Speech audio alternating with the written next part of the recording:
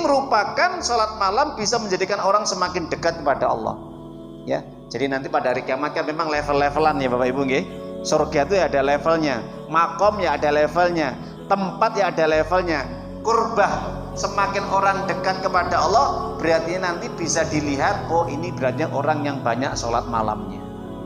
Itu semakin dekat kepada Allah, bisa menghapus kesalahan-kesalahan kamu, dosa-dosa kamu, gitu ya, karena sholat malam juga. Dan juga apa? Wa min hatu anil ithmi, dan juga bisa merontokkan dosa-dosa kamu yang kadang kamu membuat dosa itu hal yang biasa. Jadi diiringi dengan salat malam. Bismillahirrahmanirrahim.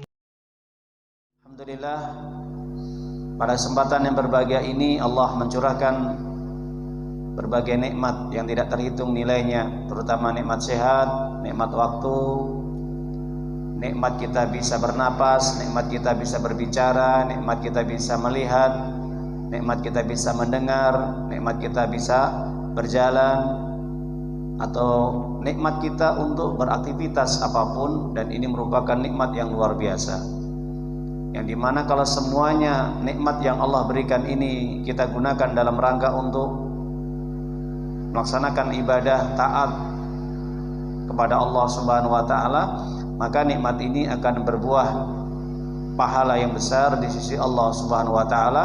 Bahkan kita akan ditambah oleh Allah nikmat-nikmat yang lain, sebagaimana yang Allah janjikan di dalam surat Ibrahim, surat yang ke-14 ayat yang ke-7, wa in ta'adzana rabbukum la in syakartum lazidannakum wa la in kafartum inna 'adzabi lasyadid. Allah telah mensyariatkan kepada kalian, apabila kalian senantiasa mensyukuri nikmat yang aku berikan kepada kalian, maka akan aku tambah nikmat tersebut kepada kalian. Sebaliknya, apabila kalian kufur, mengingkari, tidak menggunakan nikmat-nikmat yang aku berikan, kata Allah, nikmat apa saja, maka siksaku nanti pada hari kiamat sangat berat dan pedih. Jadi para jamaah Bapak Ibu yang dimuliakan oleh Allah Subhanahu wa taala, maka kalau kita menjadi hamba yang bersyukur, maka sudah tentunya kita menggunakan segala fasilitas yang Allah berikan kepada kita dalam kebaikan, amal soleh, ketaatan. Semakin kita dekat pada Allah Subhanahu wa taala, bukan semakin kita jauh, bukan semakin kita malas dalam beribadah kepada Allah. Dan alhamdulillah, kita juga bersyukur pada malam hari ini Allah masih menjaga iman Islam kita, karena dua nikmat ini nikmat yang agung, nikmat yang besar, yang dimana nikmat ini akan bisa menghantarkan kita untuk menuju keridhaannya Allah Subhanahu wa taala, dan akan memasukkan kita semuanya ke dalam surganya Allah Subhanahu wa taala. Karena syarat untuk masuk surganya Allah itu harus ada iman dan Islam. Islam adalah sesuatu yang terkait dengan amal-amal perbuatan kita dan ucapan kita, maka iman terkait dengan hati kita, keimanan kita, keyakinan kita, kepercayaan kita akan segala apapun yang disampaikan oleh Allah, yaitu terkait dengan al-ghaib, barang-barang yang gaib, yang dimana itu butuh apa? Modal iman, butuh kekuatan iman. Jadi kalau orang tidak beriman, tidak percaya, tidak yakin akan segala khobar, berita yang disampaikan oleh Allah dari perkara-perkara yang gaib, maka jelas, maka orang seperti ini tidak dianggap iman yang benar. Maka alhamdulillah, kita beruntung para jamaah Bapak Ibu, yang dimana malam hari ini Allah masih membimbing kita untuk senantiasa kita mentaatinya. Alhamdulillah para jamaah Bapak Ibu yang dimuliakan oleh Allah Subhanahu wa taala, kita akan melanjutkan kajian kita terkait dengan yaitu pembahasan fikih ibadah sholat. Kita masih melanjutkan kajian secara tematik kita, yang dimana secara beruntun atau secara terus menerus terkait dengan ibadah yang kita kerjakan, yaitu terutama ibadah sholat. Maka di sini akan menjadi pembahasan kita. Maka para jamaah Bapak Ibu yang dimuliakan oleh Allah, sudah semestinya kita akan terus meningkatkan amal ibadah sholat kita, di samping sholat wajib kita juga sholat sunnah kita. Para jamaah Bapak Ibu yang dimuliakan oleh Allah Subhanahu wa taala, maka kemarin kita sudah menjelaskan tentang keutamaan atau fadilah siapapun orang yang menjaga yaitu sholat sunnah rawatib. yang dimana sudah kita sampaikan, kita terangkan keutamaan siapapun mereka yang menjaga sholat rawatib sehari semalam, itu bisa 10 rakaat atau 12 rakaat, yang dimana Allah membangunkan rumah atau istana di surga. Kemudian ada keutamaan juga tambahan 4 rakaat sebelum zuhur dan 4 rakaat setelahnya, Allah akan menjauhkan dari api neraka. Dan juga Allah akan memberikan rahmat bagi siapapun mereka yang melaksanakan sholat 4 rakaat sebelum asar, yang dimana ini merupakan kebiasaan Ali bin Abi Thalib, yang dimana beliau juga menyampaikan tentang kesahihan hadis ini, bahwa kebiasaan Nabi pun menjaga untuk sholat 4 rakaat sebelum asar, ya, atau qobliyah asar. Juga keutamaan sholat ya qobliyah maghrib, Nabi SAW menjelaskan juga dalam hadis yang lain, hadis sahih. Apa kata Nabi? Sallu qoblal maghrib, sallu qoblal maghrib, sallu qoblal maghrib liman sya'a. Hendaknya kalian menjaga sholat sebelum maghrib, ya, jadi qobliyah maghrib, ya, yang dimana Nabi mengulangi sampai 3 kali ini. Kemudian Nabi menyatakan liman sya'a, bagi siapapun yang menghendakinya. Jadi boleh kita melaksanakan sholat qobliyah maghrib, dan ini merupakan keutamaan yang disampaikan oleh Nabi bagi siapapun yang menginginkannya. Jadi kalau orang pengen menambah pahala, maka dengan memperbanyak sholat sunnah, diantaranya dengan sholat qobliyah maghrib. Begitu juga dengan sholat yaitu tahiyatul masjid, yang dimana sholat tahiyatul masjid ini merupakan sholat yang ketika seseorang masuk ke dalam rumah Allah, masjid atau musola, maka dia mengawali membuka dengan sholat sunnah. Maka sholat sunnah ketika kita masuk ke dalam masjid ataupun rumah Allah ini, maka dibuka dengan sholat sunnah. Maka sholat sunnah ini tidak terbatas dengan waktu. Jadi kapanpun ketika orang masuk ke dalam masjid atau rumah Allah atau musola, maka saat itu disunnahkan untuk sholat tahiyatul masjid. Kenapa dinamakan tahiyatul masjid? Dalam rangka untuk pembukaan ketika sebelum melaksanakan sholat sunnah yang lainnya, baik sholat sunnah mutlak atau sholat sunnah rawatib. Jadi para jamaah Bapak Ibu rahimani wa rahimakumullah azza, maka ketika orang masuk ke dalam masjid, maka di situ dia harus membuka dengan sholat tahiyatul masjid. Apa yang dinamakan tahiyatul masjid? Sebagai pembukaan sholat sunnah atau sebagai penghormatan ketika dia masuk ke dalam rumah Allah, itu dinamakan tahiyatul masjid. Nah, ini pernah kasusnya ketika hadis ini muncul, maka ketika Nabi SAW ini sedang berkhutbah Jumat. Pada hari Jumat Nabi sedang berkhutbah, kemudian berselang waktu saat beliau sedang berkhutbah, maka muncul seseorang yang ketika saat itu orang tersebut langsung dia duduk. Maka ketika saat dia duduk, maka Nabi SAW ya kemudian menganjurkan kepada orang yang duduk tadi dengan kalimatnya, kum, ya, hendaknya engkau berdiri, sallu, ya, raka'ataini, kemudian salatlah kamu 2 rakaat, fatazawaz ma fihima, maka permudahkanlah kamu ketika salat tadi, ringankanlah ketika kamu salat 2 rakaat tadi ketika kamu masuk masjid. Maka Nabi menyampaikan dalam perkataan lain, di dalam sabda yang lain, idza dakhala ahadukumul masjid fala yajlis hatta yusalli raka'ataini.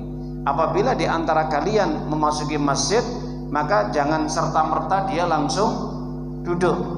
Fala yajlis hatta yusalli raka'ataini, maka sebelum dia melaksanakan sholat 2 rakaat. Maka perkataan ini untuk menguatkan bahwa siapapun orang ketika masuk masjid, baik pada hari Jumat maupun di luar Jumat, siapapun mereka datang ke masjid atau rumah Allah, maka diawali dibuka dengan sholat sunnah sebagai penghormatan, ya, sebagai ikramud dukhulil masjid, penghormatan atau memuliakan rumah Allah. Jadi para jamaah Bapak Ibu yang dimuliakan oleh Allah Ta'ala, maka terkait dengan hadis ini riwayat Imam Muslim bahwa sahabat ini yaitu bernama Sulaik al-Ghatafani. Sulaik al-Ghatafani ini ketika saat itu langsung dia duduk, maka dianjurkan oleh Nabi untuk sholat 2 rakaat. Maka kesimpulannya ketika pada hari Jumat para jamaah Bapak Ibu, hendaknya ketika orang masuk masjid, meskipun khatib sedang berceramah, tetap dia melaksanakan sholat tahiyatul masjid. Sampai seperti itu ya. Ini betul-betul ditekankan oleh Nabi, meskipun khatib sedang berkhutbah, ketika orang masuk ke dalam masjid maka dia diawali terlebih dahulu untuk sholat sunnah 2 rakaat yang dinamakan sholat tahiyatul masjid. Begitu juga di luar sholat Jumat pun tetap dianjurkan. Jadi para jamaah Bapak Ibu, sampai begitu Nabi betul-betul memperhatikan orang yang ketika dia melewatkan untuk tidak sholat tahiyatul masjid, dianjurkan, diperintahkan untuk sholat tahiyatul masjid ya. Jadi ini keutamaannya, kenapa? Sebagai pemuliaan, menghormati rumah-rumah Allah Subhanahu wa taala. Ini asbabul wurudnya.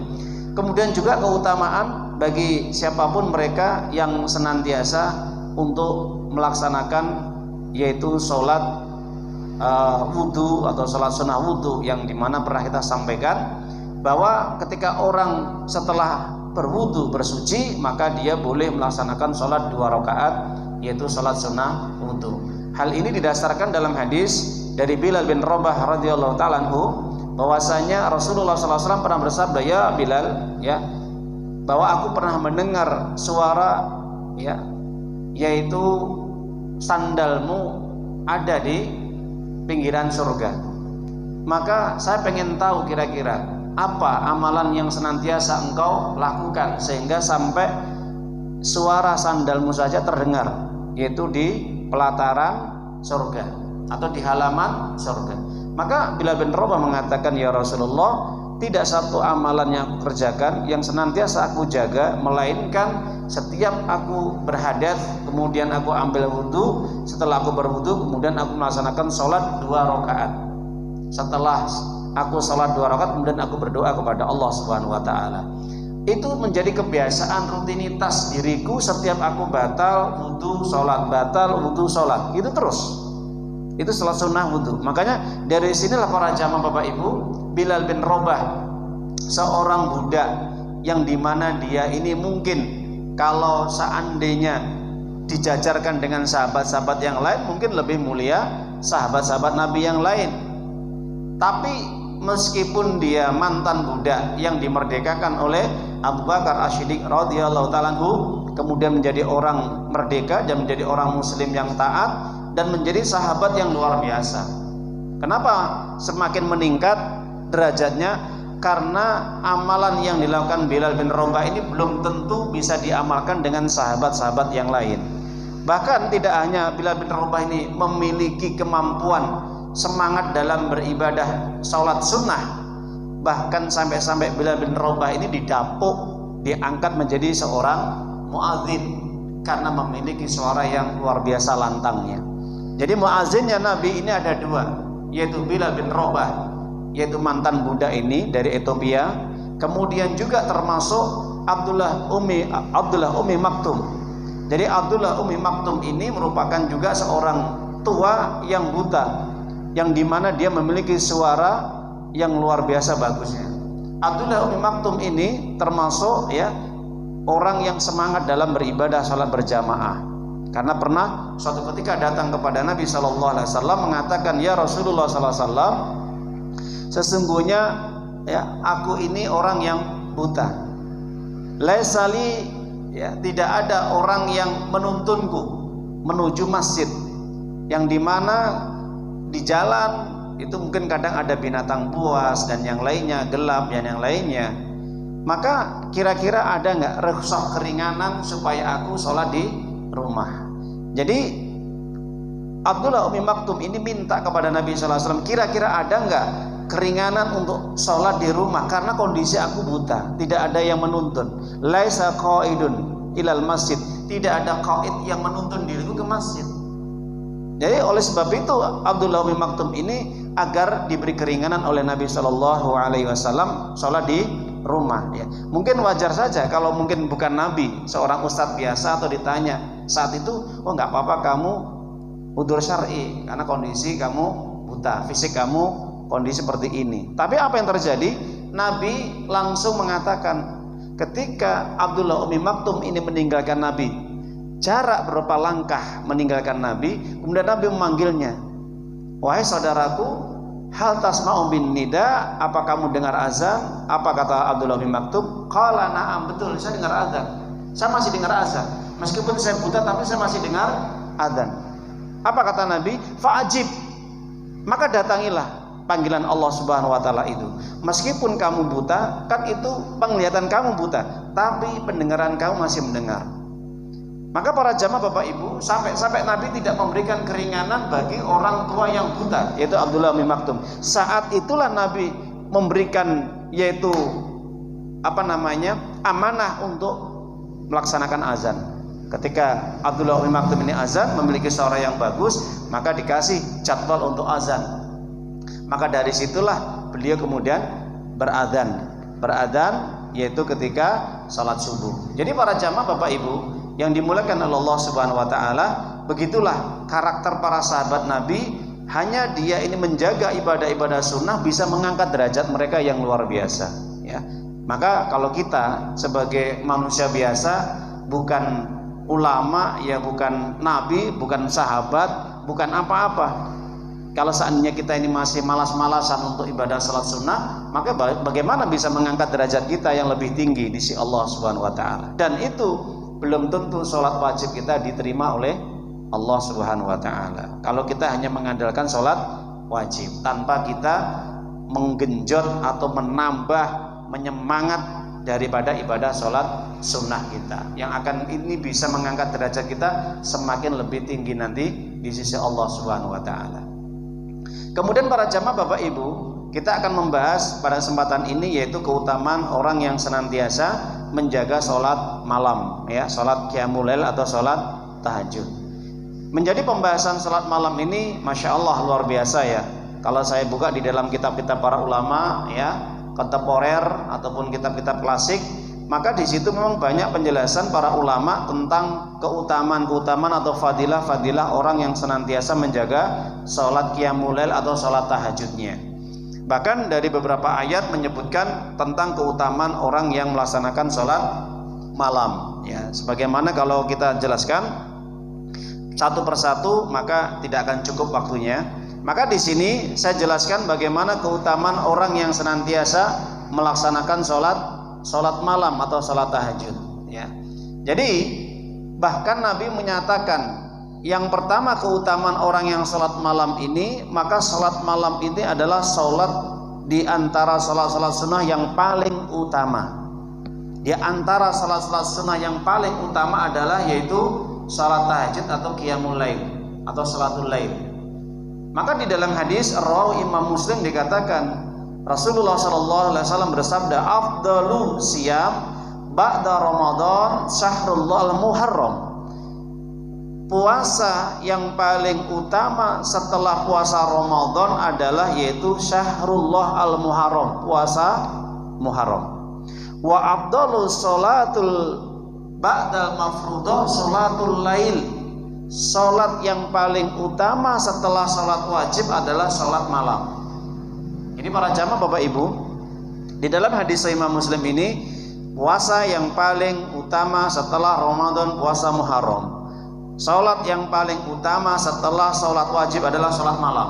Kenapa? Bahkan di dalam riwayat dijelaskan, rawi hadis Imam Muslim juga sama, sampai-sampai mengatakan Nabi, bahkan salat malam ini salat yang paling dicintai oleh Allah, karena kebiasaan para nabi dahulu. Salat malam, ya, ini kebiasaan para nabi dulu.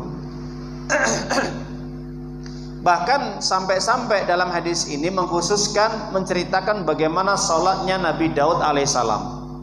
Jadi sebelum Nabi SAW melaksanakan sholat tahajud ini sudah ditunjukkan kebiasaan Nabi Daud itu sholat malam.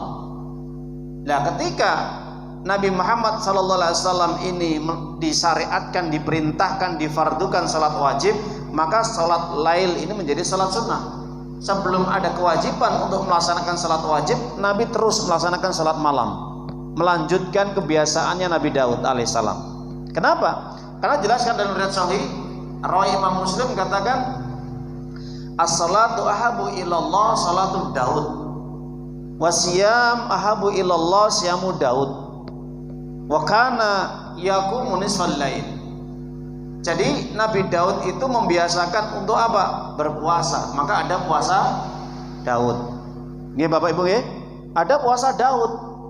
Ini juga tetap dilaksanakan oleh Nabi Muhammad SAW, meskipun ya itu adalah puasanya Nabi Daud. Kenapa dijalankan oleh Nabi? Karena syariat para nabi itu tidak semuanya dihapus.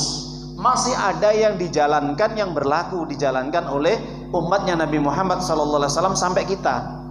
Makanya para jamaah Bapak Ibu, wonten salat, wonten puasa, ada puasa Daud, ada puasa Muharram, ada puasa Zulhijjah, ada puasa Sya'ban, ada puasa Syawal, ada puasa Senin Kemis, gitu.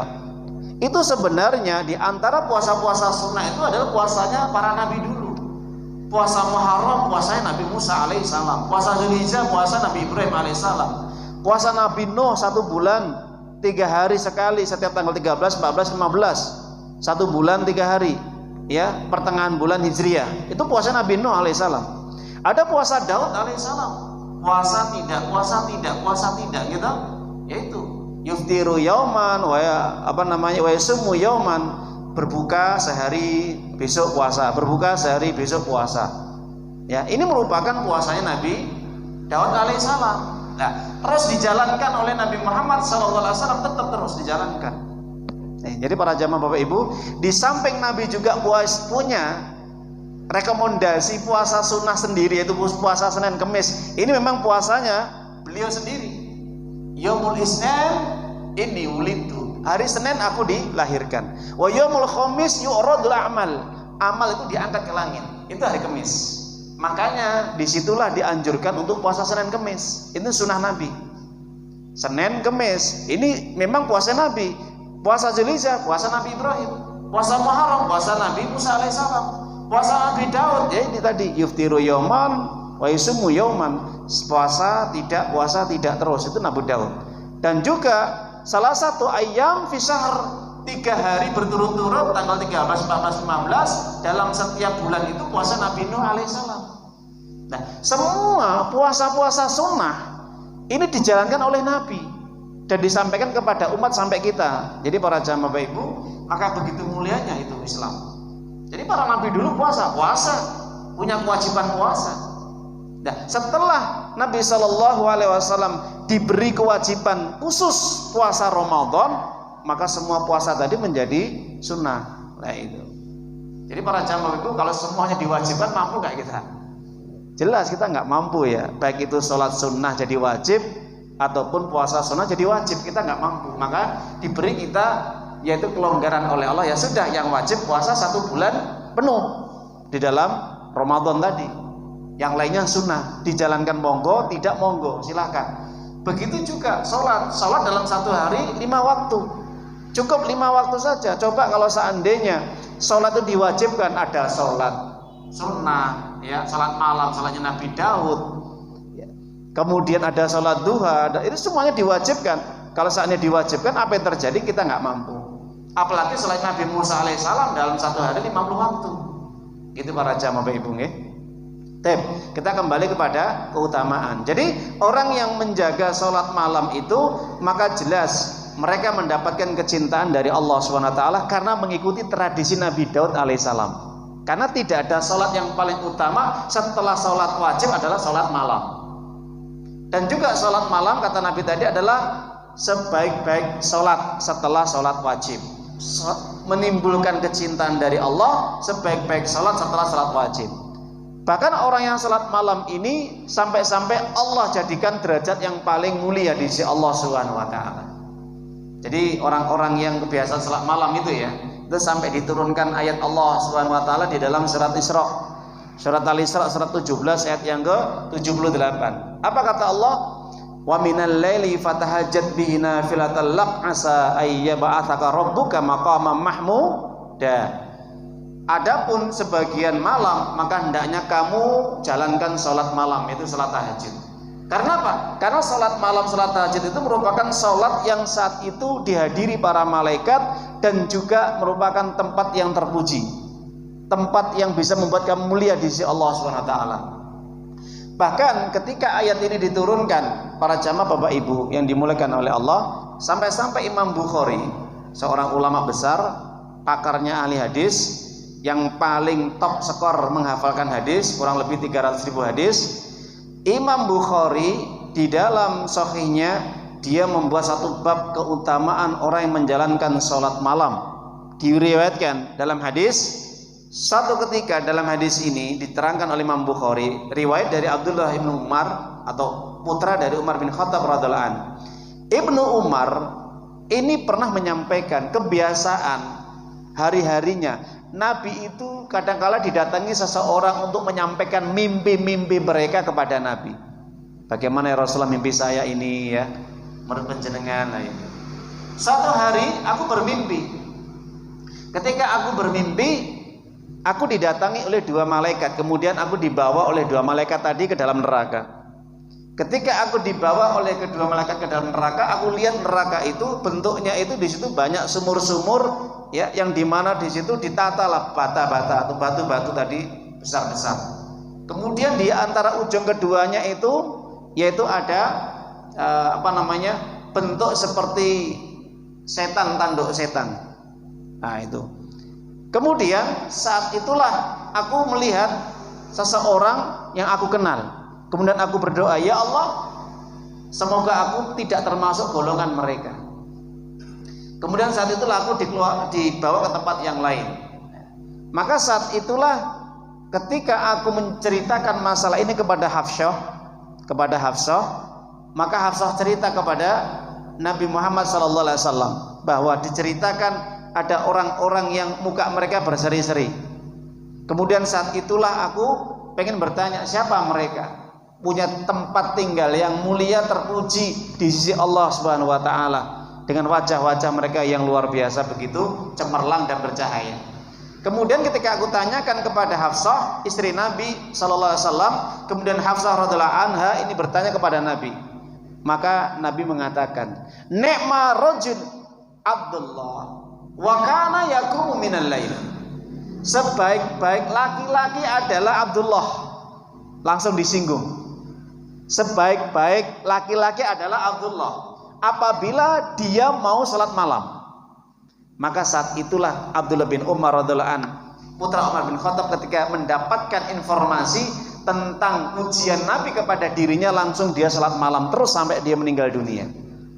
Maka para jamaah Bapak Ibu yang dimuliakan oleh Allah Subhanahu wa taala, kalau kita melihat profil bagaimana sejarah karakteristik sahabat Nabi di antara seluruh para sahabat Nabi, kalau kita membaca dalam kitab 60 karakteristik sahabat Nabi, di antara sahabat Nabi itu yang betul-betul mirip dengan Nabi, sampai jalannya, sampai makan minumnya, sampai bicaranya, itu adalah Abdullah bin Umar. Abdullah bin Umar, Masya Allah. Kenapa para jamaah? Karena sejak dia itu anak-anak muda, terus oleh Umar bin Khattab ikuti Nabi. Apapun yang disampaikan, dibicarakan, apapun caranya, lihat, perhatikan, ikuti Nabi. Ditiru oleh Abdullah bin Umar, Masya Allah ya. Ditiru oleh Abdullah bin Umar sampai seperti itu. Jadi kebiasaan Nabi itu di situ dimonitoring ya. Oh Nabi gini, caranya makan gini, bicaranya gini, jalannya gini, sampai seperti itu. Diikuti oleh Abdullah bin Umar radhiyallahu anhu. Maka saat itulah apapun yang disampaikan Nabi tidak pernah ditinggalkan oleh Abdullah bin Umar sampai salat malam seperti ini. Maka pernah Nabi Shallallahu Alaihi Wasallam, saking Nabi cintanya kepada Abdullah bin Umar radhiyallahu anhu, putra Umar bin Khattab ya, sahabat yang mulia. Satu hari pernah ada beberapa orang yang akhirnya dia tidak melaksanakan sholat malam ya. Maka ketika Nabi tahu mendengar ada orang yang meninggalkan salat malam, apa kata Nabi? Langsung dia memberikan nasihat kepada Abdullah bin Umar yang satu masih muda, tapi semangat ibadahnya malam luar biasa. Nabi tahu itu ya, semangatnya untuk menjaga salat malam. Ini putra sahabat Nabi yang mulia Umar bin Khattab, Abdullah bin Umar ya. Apa kata Nabi sallallahu alaihi wasallam kepada Abdullah bin Umar? Ya Abdullah, la tatruku salatal lail wa la takun mithla fulan. Kana yaqumul lail wa tarakahu. Wahai Abdullah, jangan kamu sekali-kali meninggalkan sholat malam. Jangan kamu seperti si fulan yang dia sekarang meninggalkan sholat malam, padahal dulu dia semangat sholat malam. Masya Allah, saking begitu cintanya Nabi SAW kepada Abdullah bin Umar. Jangan sekali-kali kamu tinggalkan sholat malam. Kenapa? Jangan menjadi kebiasaan buruk jelek orang ini. Dulu semangat, sekarang meninggalkan. Kenapa? Karena sibuk dengan urusan dunia, karena kecapean, karena ini. Akhirnya meninggalkan sholat malam terus. Nah itu. Jadi para jamaah Bapak Ibu, sampai seperti itu ya. Ini merupakan bab keutamaan orang yang menjaga sholat malam.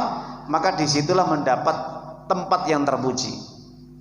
Hasan Al-Basri, seorang ulama besar ini pernah ketika dia ditanya, "Wahai Syekh, kenapa orang-orang yang sholat malam itu menurut ayat Allah itu nanti pada hari kiamat wajah mereka itu berseri-seri, wajah mereka itu cemerlang di hadapan Allah seperti rembulan malam di malam hari yang luar biasa terangnya?" Apa kata Hasan Al-Basri? Karena wajah mereka itu dibuat bercahaya disebabkan karena mereka banyak sujud ketika malam hari. Ketika mereka banyak sujud di malam hari, maka Allah berilah keterangan cahaya yang luar biasa di wajah mereka. Nanti pada hari kiamat itu kelihatan lebih terang, lebih bercahaya, bersinar dibandingkan mereka yang tidak salat malam. Kemudian Nabi sallallahu alaihi wasallam membacakan simahum fi wujuhim min athari sujud di dalam surat Al-Fat. Ya, surat Al-Fat ini surat 48 ya, ayat yang ke-29. Di tengah-tengah ayat itu dikatakan simahum fi wujuhim min athari sujud. Muka-muka mereka itu nanti kelihatan di hadapan Allah, di hadapan seluruh manusia. Begitu cemerlang dan bercahaya dan bersinar lebih terang daripada rembulan di malam hari. Disebabkan kenapa Bapak Ibu?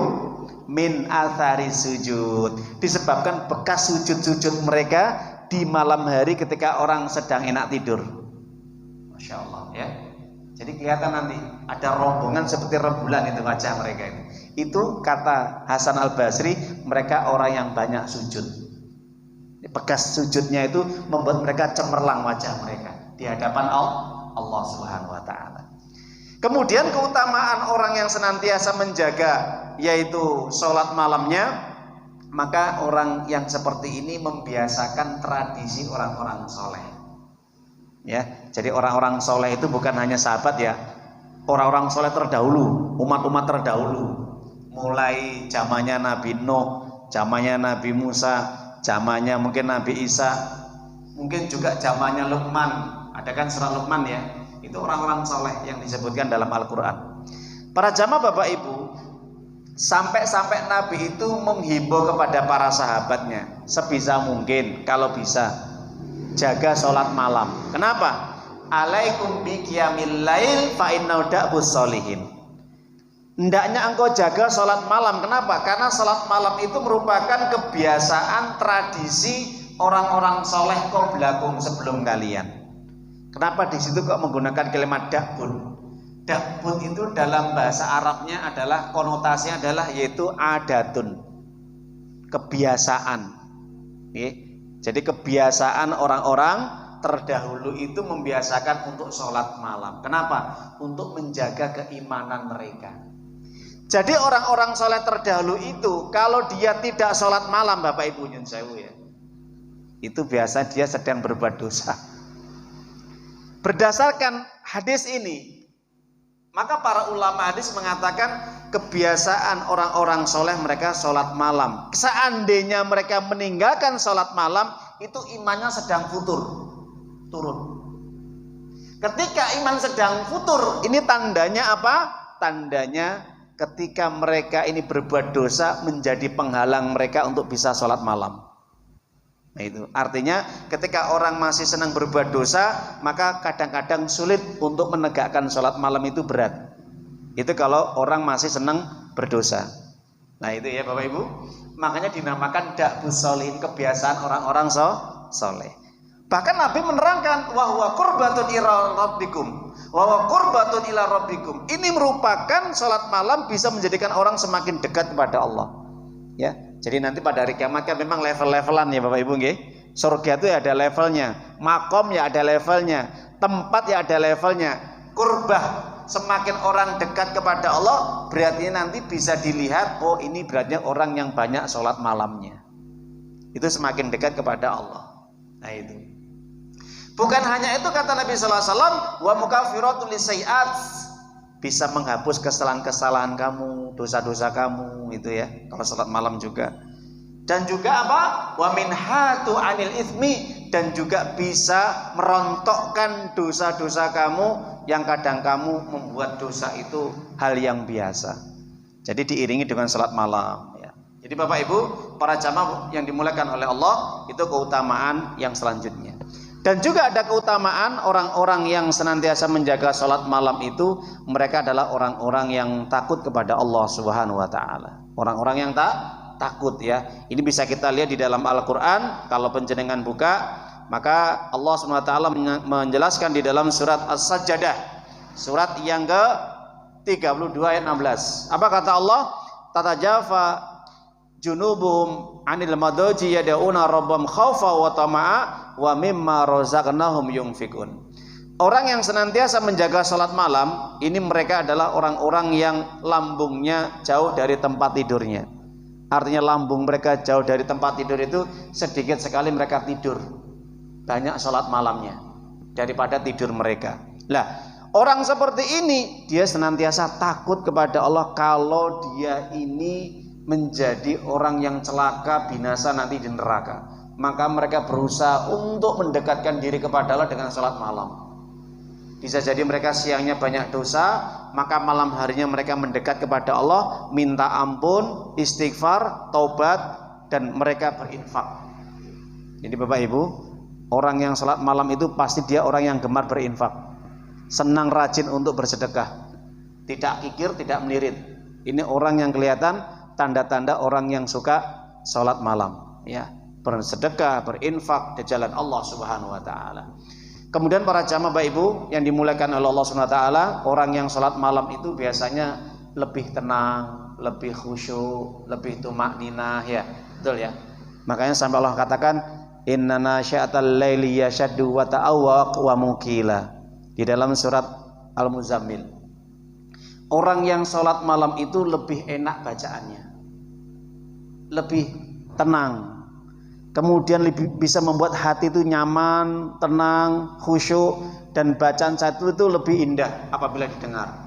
Dan orang rata-rata yang biasanya kuat hafalannya Al-Quran, penghafal Quran itu nyun sewu, kebiasaan mereka senantiasa menjaga sholat malam. Okay? Jadi Bapak Ibu, jenengan tanglet akan tanyakan kepada penghafal Quran semuanya.